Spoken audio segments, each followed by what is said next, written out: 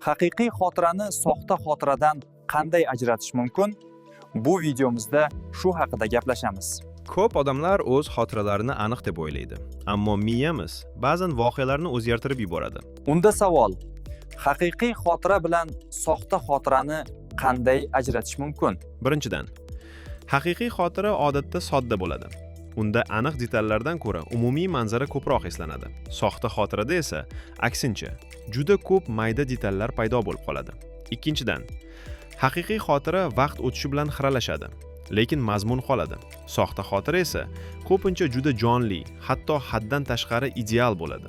Uchinchidan, haqiqiy xotiraga shubha qilganingizda tanangiz xotirasi yordam beradi. Sezgi, holat, hislar esga tushadi.